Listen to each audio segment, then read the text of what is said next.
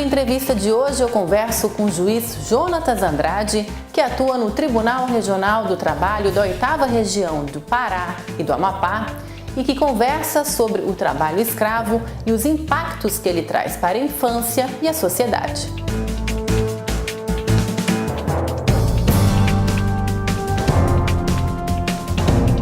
Doutor Jonatas, o que define o trabalho escravo nos dias de hoje? Essa condição, até o século XIX, no Brasil, era essencialmente a limitação do ir e vir, né? O bem tutelado era a liberdade. Nós, a partir do início dos anos 2000, tivemos uma evolução significativa que serviu de referência para o mundo e passamos a abarcar, a contemplar e a proteger a dignidade da pessoa humana. Por quê?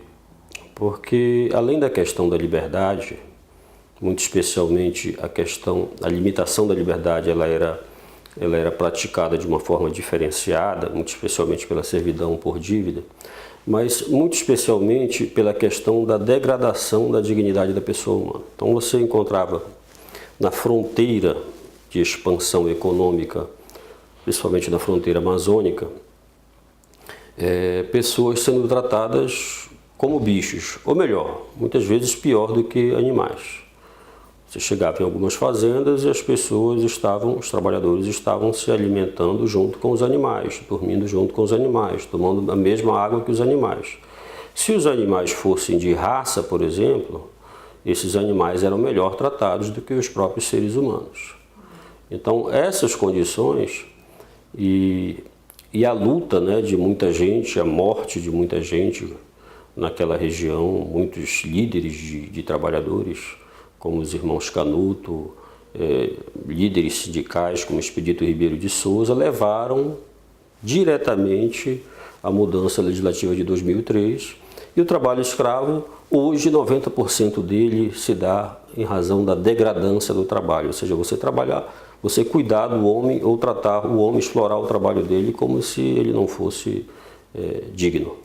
E de que maneira esse trabalho escravo pode impactar no trabalho do judiciário? Olha, o trabalho escravo, muitas vezes ele se torna, assim, para um determinado segmento, caricato, né? Mas ele digamos assim, a condição mais primária de enfrentamento das condições adversas de trabalho. Ou seja, a luta por um trabalho decente lá na ponta, lá em cima, pressupõe essa elevação das condições básicas de trabalho, ou seja, o enfrentamento dessas condições precarizantes de trabalho. Então, me parece que esse é um dos desafios primeiros da justiça brasileira no que concerne ao mundo do trabalho. É enfrentar essas questões, erradicar essa chaga, que é uma chaga que não deveria se fazer presente no século XXI. O trabalho escravo muitas vezes acaba sendo uma herança familiar. O que fazer para que não se perpetue esse ciclo? Então, isso se chama de um processo de naturalização, né? São ciclos geracionais de perpetuação da pobreza, gerações de pessoas que envolvem as crianças, né? Envolvem as famílias, que viram seus pais e suas famílias trabalhando nas mesmas condições e que perdem a noção dos direitos.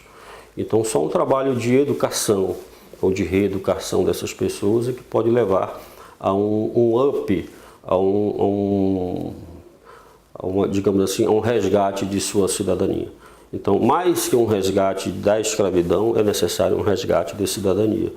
Eis que muitas vezes resgatados de trabalho escravo, da escravidão, são reincidentes, são resgatados sucessivamente. Por quê? Porque a sua cidadania não foi resgatada. Então, há necessidade do enfrentamento do resgate da cidadania. As principais dificuldades que nós estamos enfrentando hoje são as possibilidades de retrocesso legislativo, né? Apesar de todo o conceito que nós alcançamos, inclusive internacionalmente, no enfrentamento ao problema, servindo de referência inclusive para outros países, hoje nós corremos o risco de sofrer um novo sofrermos um novo revés na Corte Interamericana de Direitos Humanos por conta de um caso mal resolvido também lá no Pará, da Fazenda Brasil Verde.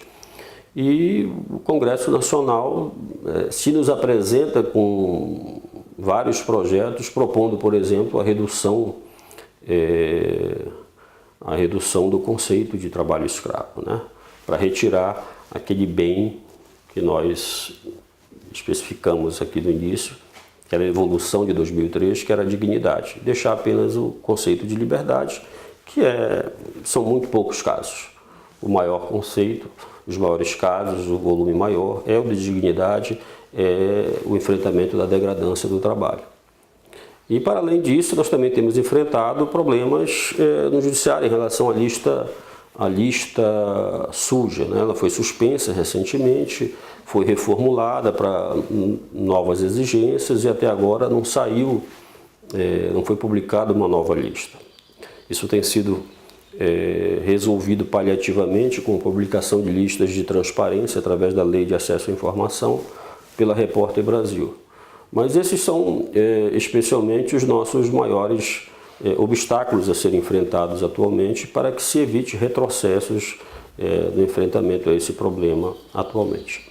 Existe um perfil do trabalhador escravo? E quais são os segmentos que absorvem esse tipo de trabalho? O perfil dos aliciados, eles estão nos bolsões de miséria, né, especialmente do Nordeste brasileiro. O Maranhão é um estado que mais fornece mão de obra para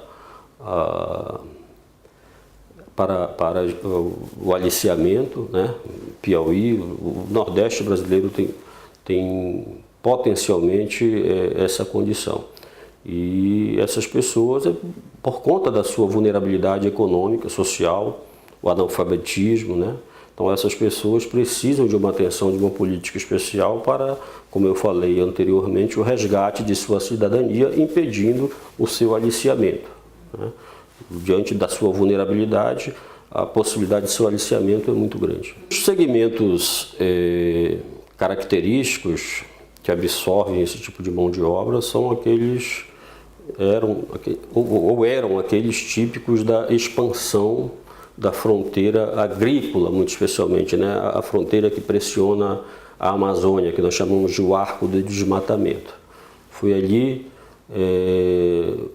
que aconteceram as primeiras denúncias com Dom Pedro Casaldáliga na década de 70, com a CPT pioneiramente, de forma ousada e corajosa, que fez as denúncias. Foi ali que o Brasil, digamos assim, começou a fazer o enfrentamento primeiro, e ali que se dá, digamos assim, as áreas mais endêmicas.